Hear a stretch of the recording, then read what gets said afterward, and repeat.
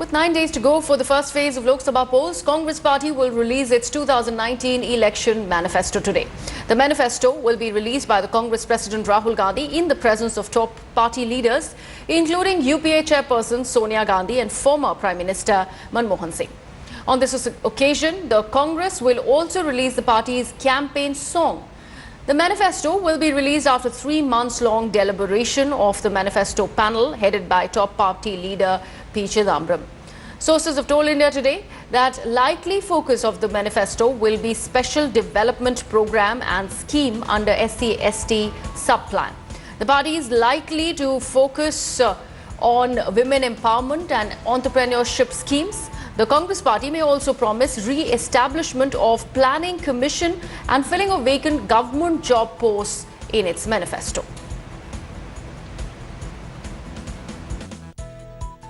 हम अब आपको न्याय देने जा रहे हैं।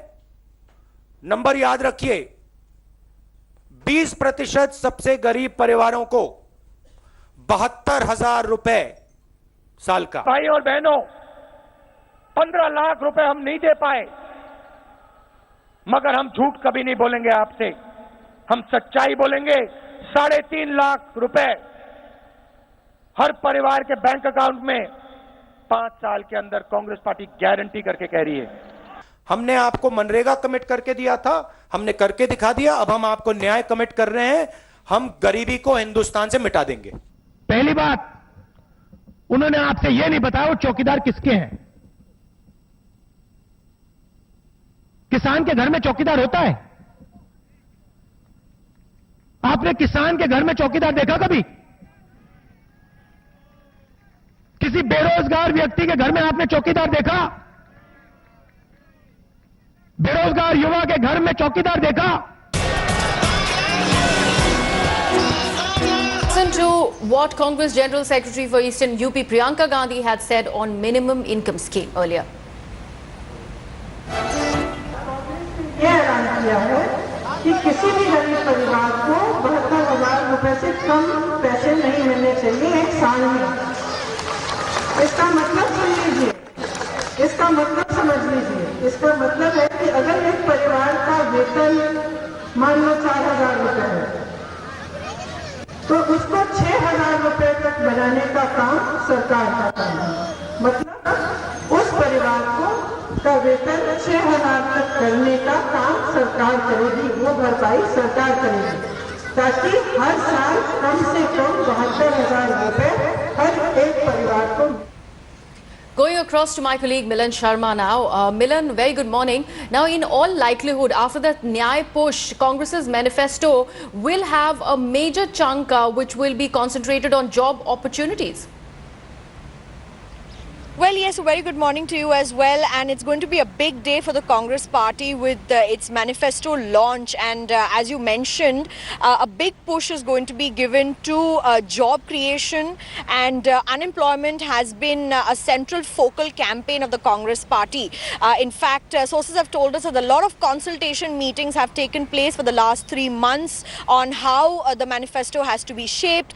And now we're expecting that along with a big push on job creation, the manifesto will also talk about farm loan waivers, along with the much talked about Nyay scheme that Congress President Rahul Gandhi has already outed, saying that 72,000 rupees a year will be given to 20% of the poorest of the poor families in India. Along with that, the manifesto will also have steps for the SC/ST, as well as the steps to look at how women empowerment should be done in India. They have earlier mentioned also that the reservation for women is something that they're working on. And Rahul Gandhi has also mentioned how the planning commission, currently Niti Aayog, they would be coming out with a leaner planning commission with lesser than 100 members. And these are some of the points that have come out of the manifesto at this point. That's what the sources have told us. But we'll have to wait and see, and the critics will watch how important Congress manifesto is going to be and how it's going to swing voters just ahead of the Lok Sabha polls. Right, Milan. Thank you so much. We'll leave it at that. Now, Prime Minister Narendra Modi has launched a scathing attack on the Congress. Taking a jibe at Rahul Gandhi for contesting from Wayanad in Kerala, the Prime Minister said that Congress leaders are taking refuge in non-Hindu seats. He slammed the party for allegedly coining the term Hindu terror. Take a look at this report. Prime Minister Narendra Modi is banking on Hindutva to win the Lok Sabha elections. And Rahul Gandhi's decision to contest from the safe seat of Wayanad in Kerala has come handy for Prime Minister Modi. Congress ने At a rally in Wardha in Maharashtra, Modi first accused the Congress of coining the word Hindu terror. सच्चाई भी आप जानते हैं. इस देश के करोड़ों लोगों पर हिंदू आतंकवाद का दाग लगाने का प्रयास कांग्रेस ने ही किया. हिंदू आतंकवाद शब्द कौन लाया? हिंदुओं को आतंकवादी कहने का पाप किसने किया? भाइयों बहनों, ऐसी कांग्रेस को माफ कर सकते हैं क्या? Prime Minister Modi then went on to claim that the Congress knows the Hindu community has decided to punish them for allegedly defaming their religion by linking it to terrorism.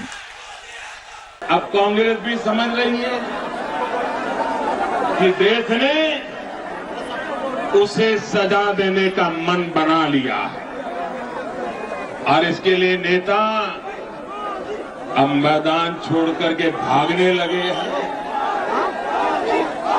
ये आतंकवादी हिंदू की सजा उनको मिल चुकी है और इसलिए भाग करके जहां मेजोरिटी माइनॉरिटी में है वहां शरण लेने के लिए मजबूर हो गए.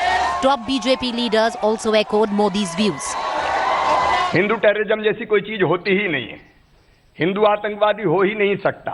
कांग्रेस के लोग आतंकवादियों को बिरयानी खिलाते थे और मोदी जी की सेना आतंकवादियों को गोली और गोला देती है. The Congress has rejected Prime Minister Modi's charges that it coined the word Hindu terror.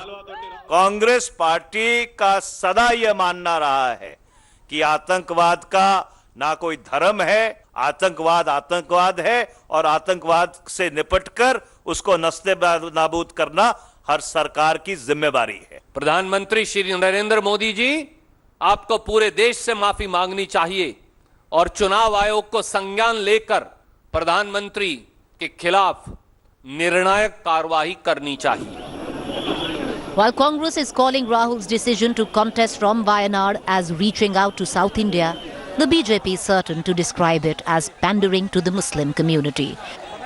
Prime Minister Modi, it is evident, is raising the pitch as the poll dates only but get closer. Bureau Report, India Today. So the focus right now is on Wayanad, but at the Gandhi Bastion, Amethi, that has voted Rahul Gandhi as Member of Parliament repeatedly since 2004, people are monitoring every move of their elected leader. Here's a ground report from Amethi. Once a cakewalk, the Gandhi family bastion has turned into a tricky field for the Congress president, with entry of Smriti Irani, backed by the might of Modi and Shah.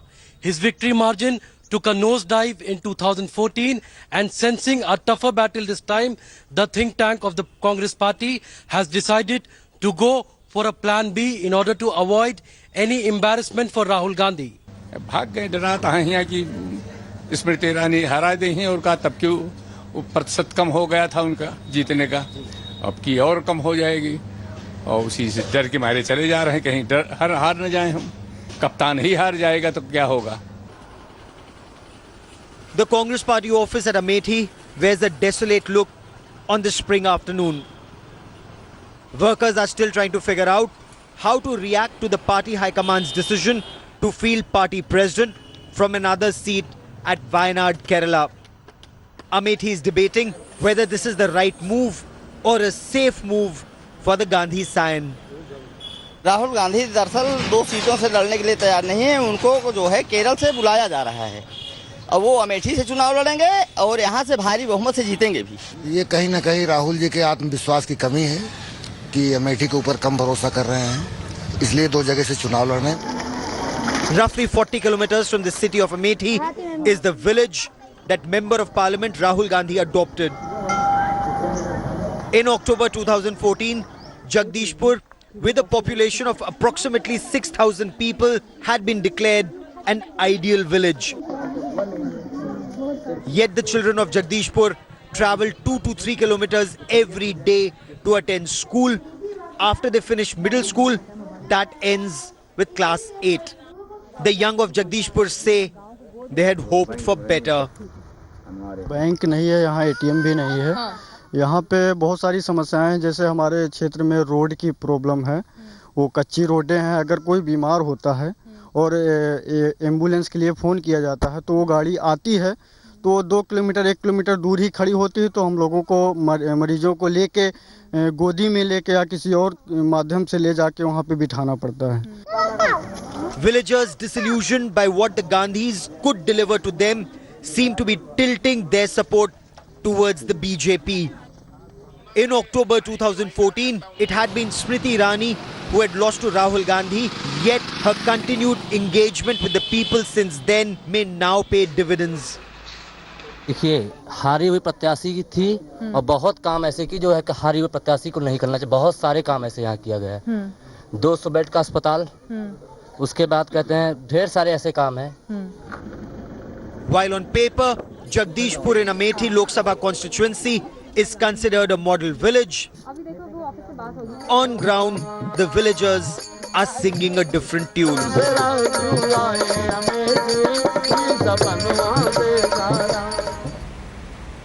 And Prime Minister Narendra Modi will be addressing a poll rally in Odisha today. The Prime Minister is scheduled to address people at the Kalahandi's Bhavani Patna town at 11 this morning. Kalahandi is among the 4 Lok Sabha seats of the state to go for polls on April 11th. The Prime Minister's Odisha visit holds significance as the state will go for simultaneous parliament and assembly elections. Remember, the BJP is facing a tough contest from Naveen Patnaik-led Biju Janata Dal. The BJD in 2014 assembly polls had defeated both the BJP and the Congress in the state. The party had also scored victory on 20 out of 21 Lok Sabha seats in the 2014 parliamentary elections.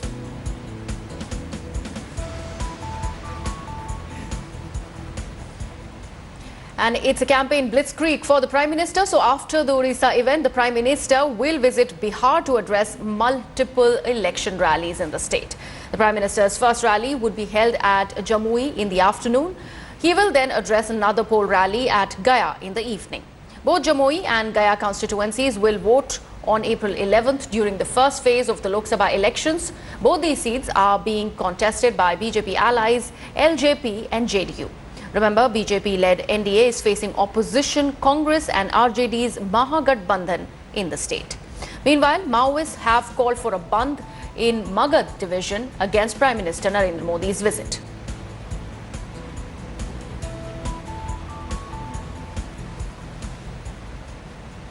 On to Kashmir now. After National Conference Vice President Omar Abdullah's vow to restore Prime Minister's post in Jammu and Kashmir, Prime Minister Narendra Modi has fired at the ex-Jammu and Kashmir Chief Minister and his opposition allies. Addressing a poll rally in Hyderabad, the Prime Minister accused the National Conference of batting for the creation of state within a state by advocating separate Prime Minister's post for Jammu and Kashmir. He also lashed out at the leaders of Congress, TDP, NCP and JDS and sought to know whether they support National Conference's stand on separate Prime Minister's post for Jammu and Kashmir or not. A defiant Omar Abdullah, meanwhile, stood by his statement claiming NC's demand is not unconstitutional. He urged his opposition allies not to hesitate from distancing themselves from his Prime Minister or Jammu and Kashmir statement.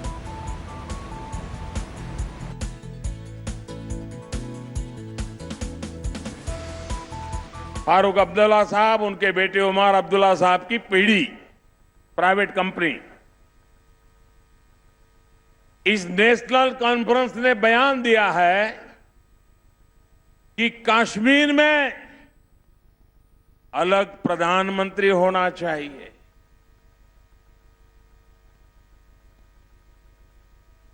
आप मुझे बताइए,